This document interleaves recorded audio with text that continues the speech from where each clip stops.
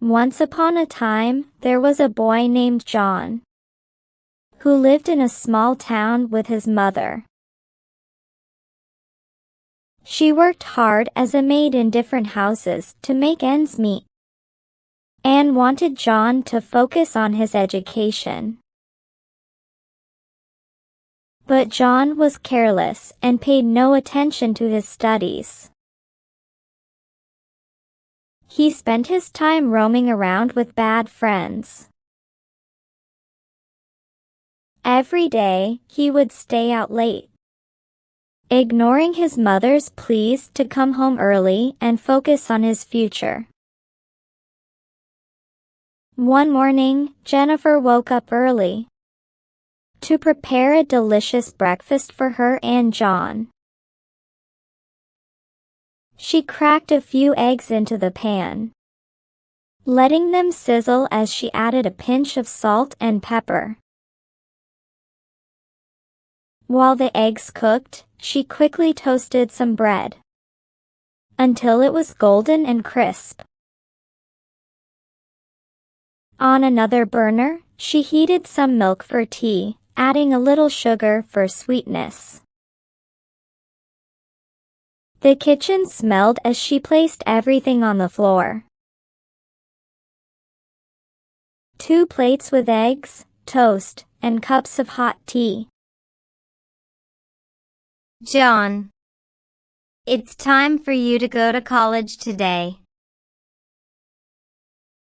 she said, sitting next to him as she served the food. You need to stop skipping classes. John, without even looking at her, picked up the toast and began eating. He didn't pay any attention to her words. He focused only on his breakfast, ignoring her advice as he hurried to finish and leave. Jennifer watched him with a heavy heart. After having breakfast, Jennifer got ready for her day. That day, she started her job at a big house, where she quickly got to work with a duster and a broom. She dusted the shelves, swept the floors, and cleaned the windows until everything sparkled. After finishing at the first house, she moved on to another house.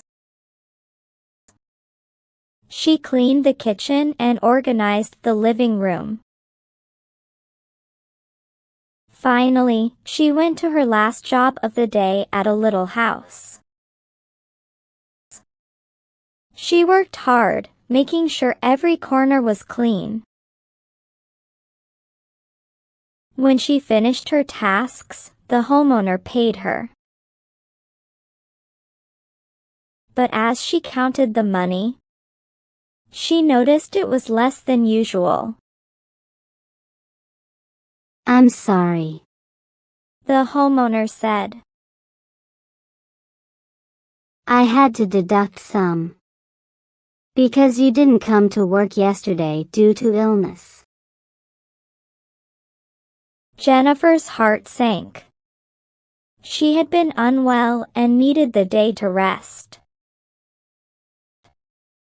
But now she was losing part of her earnings. She nodded, accepting the pay. After that, Jennifer went to the grocery store. She picked up a bag of lentils, a bottle of cooking oil, and some fresh vegetables like tomatoes and onions. At the checkout, the cashier scanned her items. That will be $15, she said.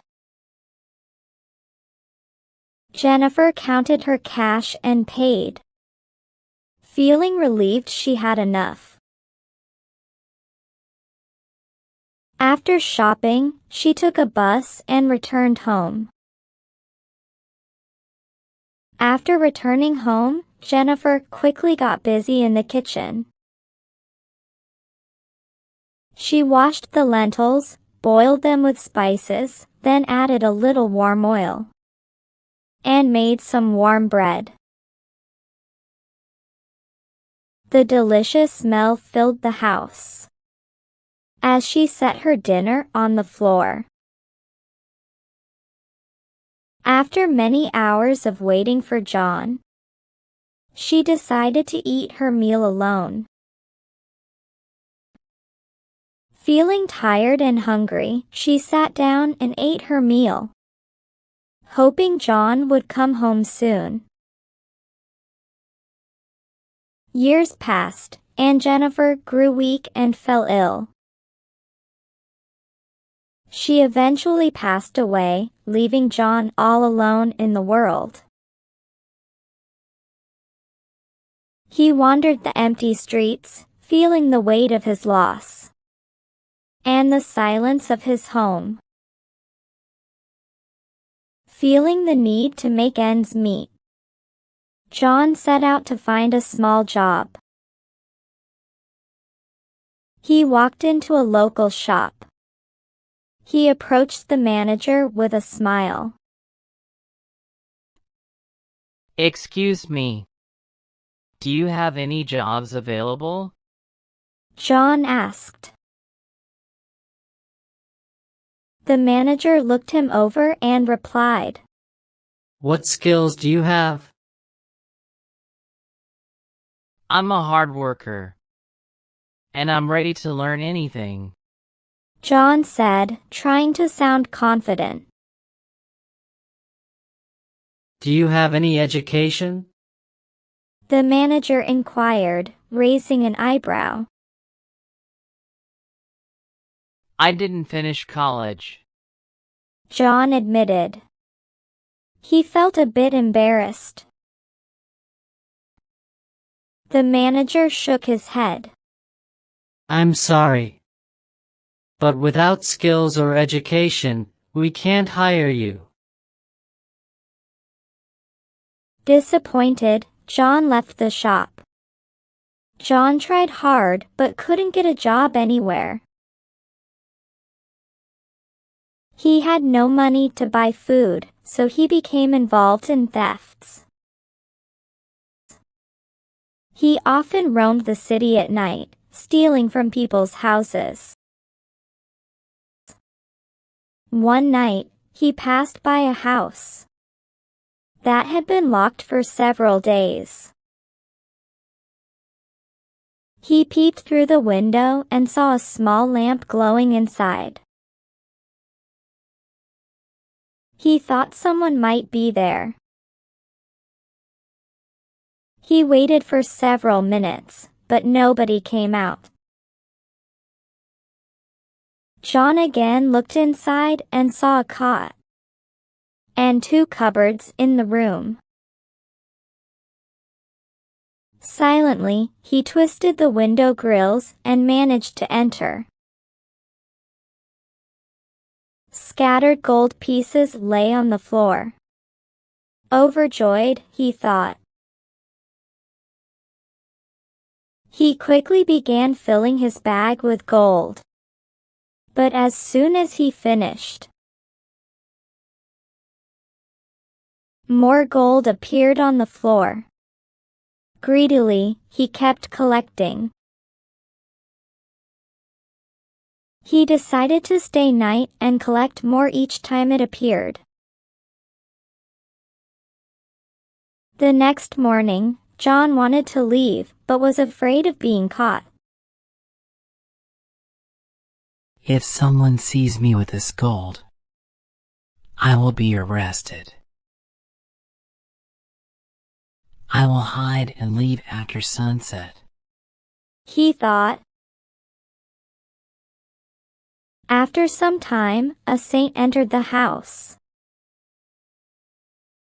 Seeing the bag on the floor, the saint wondered. Who has been here while I was away? He opened the bag and found it full of ash. John, hiding behind a cupboard, was shocked. How could the gold turn to ash? I collected it with my own hands. John thought. Unable to contain his curiosity, he revealed himself to the saint and confessed. I am a thief. I came to steal gold, but now it's turned to ash. Please explain what happened. The saint calmly replied, This house is under divine influence. Every night, the lamp glows and gold appears. But if it's collected, it turns to ash. God brought you here to teach you a lesson. Greed never leads to good. You must abandon your habit of stealing. But, sir, John said, I can't find a job because I have no education. What should I do to earn a living? The saint looked at him kindly. You should start by learning a simple skill. Like shoe polishing. It doesn't require any education. And you can earn some money right away. John asked, But can I do something better later on? Absolutely. The saint replied. With shoe polishing, you can learn other skills and find a better job. Just take it one step at a time. John promised to leave his life of theft forever and started his journey toward a better future.